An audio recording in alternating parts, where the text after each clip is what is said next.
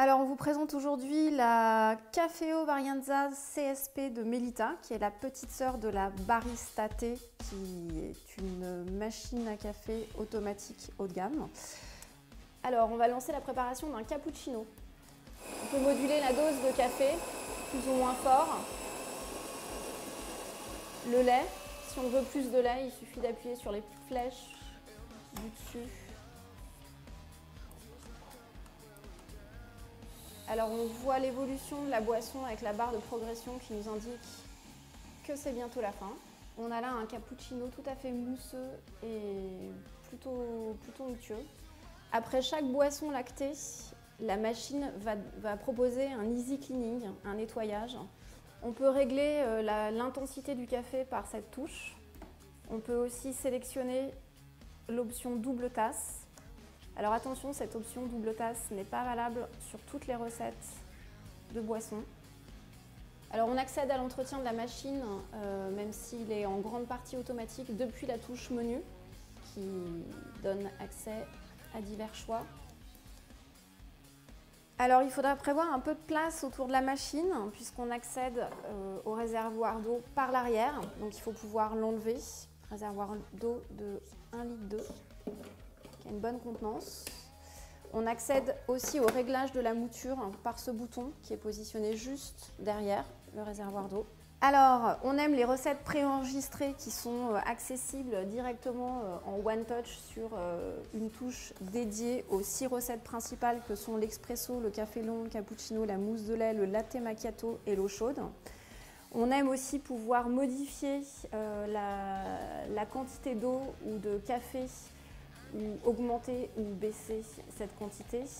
On aime aussi les recettes supplémentaires qui se trouvent dans ce bouton Recipes, recettes en français, qui donne un large choix d'autres boissons.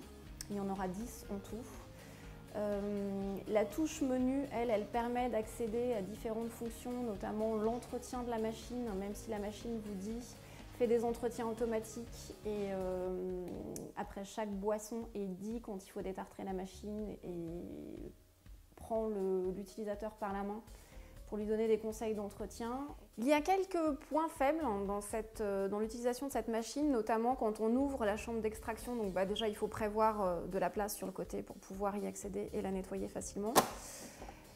Il va y avoir du café un peu partout, on en voit ici. Alors, un des inconvénients de cette machine, qui fait qu'elle n'est pas une machine haut de gamme comme peut l'être la Barista T, c'est qu'on voit qu'on a un seul bac à grains. C'est-à-dire que pour faire un café différent du café qu'on aura versé dans ce bac à grains, on a effectivement la possibilité d'utiliser ce petit accessoire en dose individuelle qui reste un accessoire pratique, mais pas une solution réellement pour un couple qui, le matin, voudrait faire son café, chacun avec des arômes différents. Est-ce qu'on achète ou non cette machine? Alors clairement, elle se destine vraiment aux épicuriens du café, aux amateurs de café, qui voudront une machine qui se positionne quand même en termes de prix dans les machines haut de gamme, puisqu'elle est à 899 €, un prix qui peut rebuter certains. En revanche, elle n'est pas la plus chère de sa catégorie et elle reste néanmoins vraiment pratique à l'utilisation.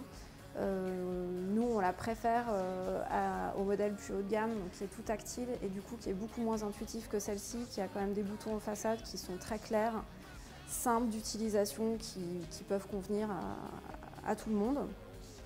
On aime bien la possibilité de pouvoir agir sur les recettes et pouvoir augmenter la dose de café ou la dose de liquide. Voilà, donc on est vraiment dans l'accompagnement, dans la pédagogie, avec une machine qui vous dit quoi faire et qui vous laisse quand même les mains libres pour ajuster votre café comme vous le souhaitez. En revanche, effectivement, on peut regretter l'absence d'un deuxième bac à grains qui permet de pouvoir jouer sur 2 sortes de café au quotidien.